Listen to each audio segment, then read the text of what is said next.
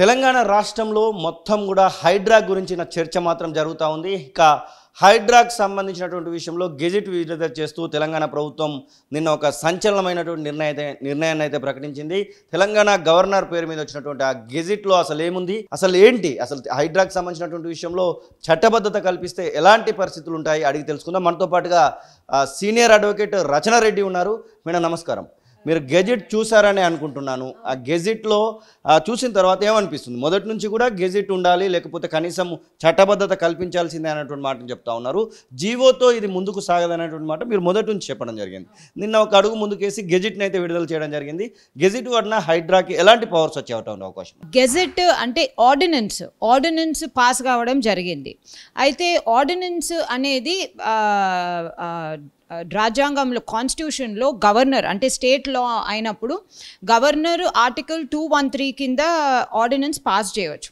అయితే నా ఫస్ట్ ప్రశ్న ఏంటంటే ఆర్డినెన్స్ పాస్ చేయవలసిన అవసరం ఏముంది? ఎందుకంటే ఎప్పుడు మొన్న అసెంబ్లీ అయిపోయింది, అసెంబ్లీ ఇంకో సెషన్ మీరు ఎప్పుడన్నా పెట్టుకోవచ్చు, లేకపోతే ఎట్లయినా ఇప్పుడు వింటర్ అసెంబ్లీ సెషన్ వస్తూనే ఉంది.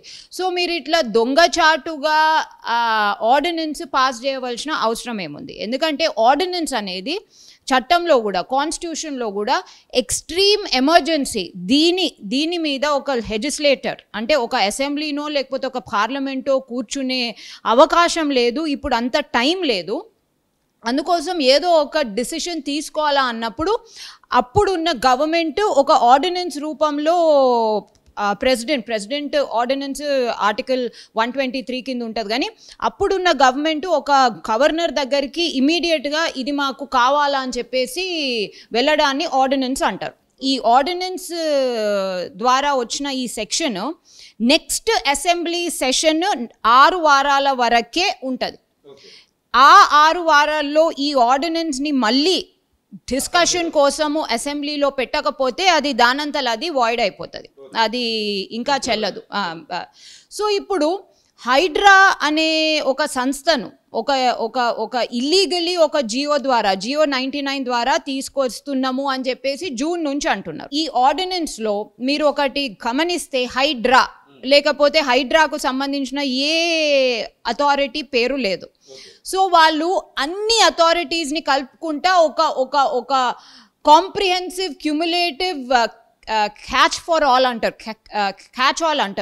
క్యాచ్ ఆల్ అథారిటీకి పవర్స్ ఇచ్చేస్తున్నాము అన్నట్టు ఇది చేసుకుంటారు. కేవలం 6 వారాలు మాత్రమే ఈ ఆర్డినెన్స్కు వ్యవధి ఉంటుంది. 6 వారాల లోపల ఖచ్చితంగా అసెంబ్లీని ఇక్కడ పెట్టాల్సిందే, అసెంబ్లీలో దీనికి సంబంధించినటువంటి మొత్తం సెషన్స్ నడపాల్సిందే అనేటువంటి మాట కూడా చెప్తా ఉన్నారు. 6 వారాల్లో చేయకపోతే ఆటోమేటిక్గా డిక్లోజ్ అవుతుంది కాబట్టి, ఆటోమేటిక్గా అది రద్దు చేయబడుతుంది కాబట్టి ఇంకా కోర్టులకు పోవడానికి అవకాశం ఉంటుందా ఇంకెవరైనా? ఖచ్చితంగా అండి, ఎందుకంటే వీళ్ళు నెక్స్ట్ అసెంబ్లీ సెషన్ 6 వారాలలోగా, అంటే నెక్స్ట్ అసెంబ్లీ సెషన్ ఇప్పుడు నెక్స్ట్ వీక్ పెడితే, ఒకవేళ అంటే నేను జస్ట్ ఒక ఎగ్జాంపుల్ చెప్తున్నా, నెక్స్ట్ వీక్ పెడితే నెక్స్ట్ వీక్ నుంచి 6 వారాల్లోగా రద్దు అయిపోతుంది. సో వీళ్ళు కావాల్సుకొని వీళ్ళు అసెంబ్లీ సెషన్ పెట్టకపోయే అవకాశాలు కూడా ఉంటాయి.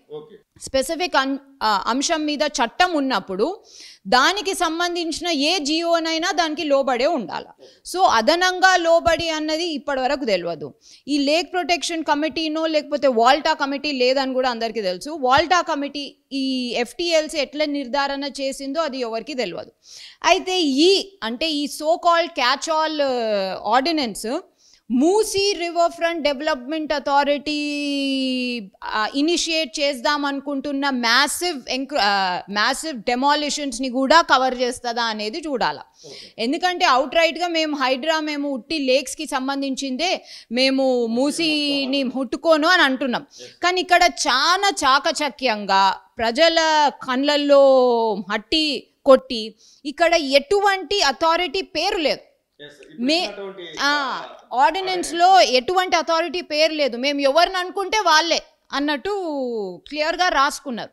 అందుకోసం హైడ్రాకే Musi river front development encroachments removal కూడా ఇచ్చే అవకాశాలు ఉన్నాయి. ఇప్పటి వరకు ఈ యొక్క కూల్చివేతలు అయితే జరిగాయి. దాదాపు ఆగస్టులో మొదలైనటువంటి కూల్చివేతలు ఇప్పుడు ఇంకా అక్టోబర్లో ఉన్నాము.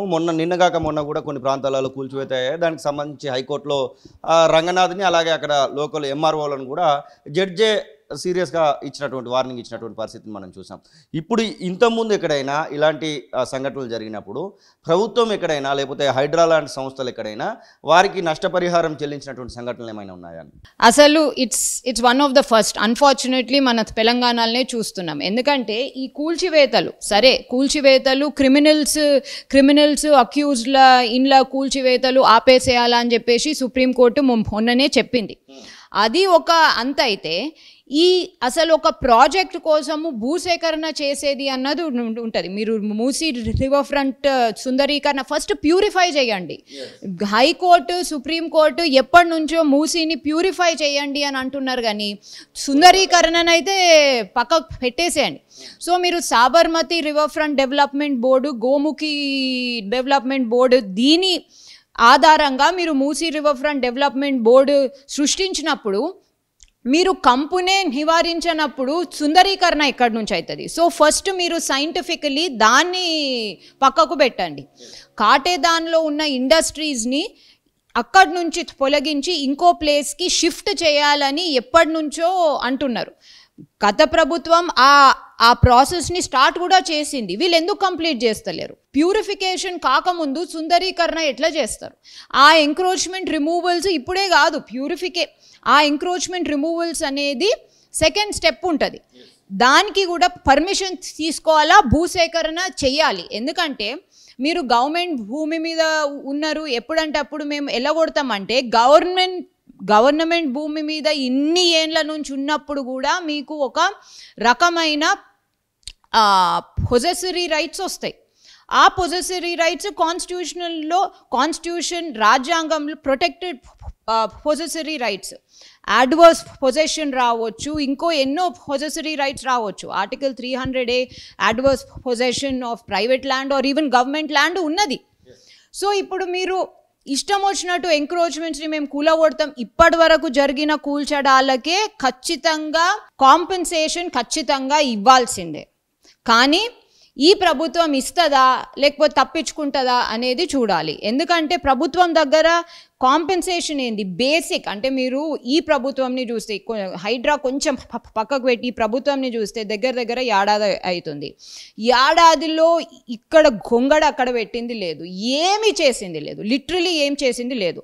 వస్తకొస్తకే ఆర్టీసీని సర్వనాశనం చేసేసిండ్రు మొత్తం. ఇక అంటే దాన్ని బొందల పెట్టేసిండ్రు, దాన్ని లేపే ప్రసక్తి ఈ మధ్యలో అయితే లేదు. ఆర్టీసీని సర్వనాశనం చేసేసిండ్రు. ఇక రుణమాఫీ అని ఊరిచ్చి మొన్న ఏందో రుణమాఫీ చేసిండ్రు. కానీ ఆ రుణమాఫీ ఎవరికి సరిగ్గా అందనే లేదు. చాలా మట్టుకు ఊర్లలో మీరు చూస్తే అసలు వాళ్ళు ఇప్పుడు ఖరీఫ్కైనా రబీకైనా వాళ్ళు ఏం పెట్టుకోవాలా, ఏ బేసిస్ మీద వాళ్ళ లోన్స్ ని పక్కకు పెట్టిండ్రు, వాళ్ళు ఇంకో కొత్త లోన్స్ ఎలాగా ఇది చేసుకోవాలా అనే దీంట్లోనే ఉన్నారు. సో ఏది సరిగ్గా కాకపోగా డబ్బులైతే ఖజానా ఖాళీ చేసేసిండ్రు. ఖజానా ఖాళీ కాగా వీళ్ళు ఇటువంటి పెద్ద ఎన్ఫోర్స్మెంట్ ఆపరేషన్ ఎట్లా తీసుకున్నారు అంటే, చాలా రూమర్స్ వీళ్ళ కోసము వాళ్ళ కోసము వీళ్ళకు డబ్బులు అప్పచెప్పడానికి అది ఇది అని చాలా రూమర్స్ ఉన్నాయి. నేను ఆ రూమర్స్లకు పలుచుకుంటలేను. కానీ మీరు ఈ ఎన్ఫోర్స్మెంట్ యాక్టివిటీ స్టార్ట్ చేసే ముందు భూసేకరణ ఎందుకు చేయలేదు? ఎందుకంటే ఏ పబ్లిక్ పర్పస్కైనా, ఏ ప్రాజెక్ట్కైనా, ఏ అవసరాలకైనా ప్రైవేట్ ల్యాండ్ కావాలి అంటే ఖచ్చితంగా దానికి మీరు కాంపెన్సేషన్ ఇవ్వాల్సిందే. ఎందుకంటే అవసరం అయితే చెర్లపల్లి జైలుకైనా పంపిస్తాననేటువంటి మాట కూడా మాట్లాడడం జరిగింది జడ్జి. అంత లెవెల్లో ఉండొచ్చు అంటారా ఇట్లాంటి పనులు చేసినటువంటి అధికారుల పైన? కంటెంప్ట్ అంటే మాకు కంటెంప్ట్ ఆనరబుల్ జడ్జెస్కి కంటెంప్ట్ జ్యూరిస్డిక్షన్ ఉంటుంది. కంటెంప్ట్ జ్యూరిస్డిక్షన్లో అధికారులు, గవర్నమెంట్ అధికారులు వాళ్ళు ఇచ్చిన ఆర్డర్స్, జడ్జెస్ ఇచ్చిన ఆర్డర్స్ని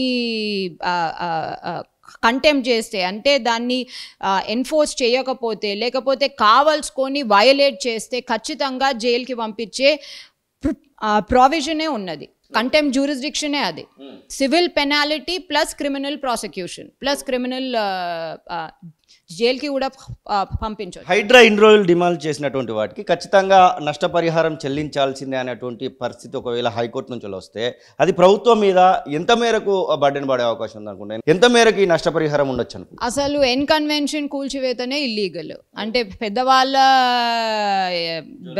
జోలికి పోతే అందరికీ అదొక వికృతానందం ఉంటుంది. అది ఎందుకో నాకు కూడా అర్థం కాదు. బట్ ఇది పెద్దవాళ్ళు చిన్నవాళ్ళకు సంబంధించింది కాదు, ఇది అందరికీ సంబంధించింది. అండ్ లా అందరికీ సేమే అప్లై కావాలా. అంటే ఇట్లా కంప్లీట్ ల్యాక్ ఆఫ్ ఇంప్యూనిటీ అంటారు చట్టంలో. Complete and abysmal lack of impunity నేను ఒక మన దేశంలో, అది కూడా కాన్స్టిట్యూషనల్ డెమోక్రసీలో ఒక గవర్నమెంట్ చేస్తుందంటే నాకు ఇక I don't know what else to say. అసలైన తొలి వెలుగు. ఫాలో వాట్సాప్ @తొలి వెలుగు official.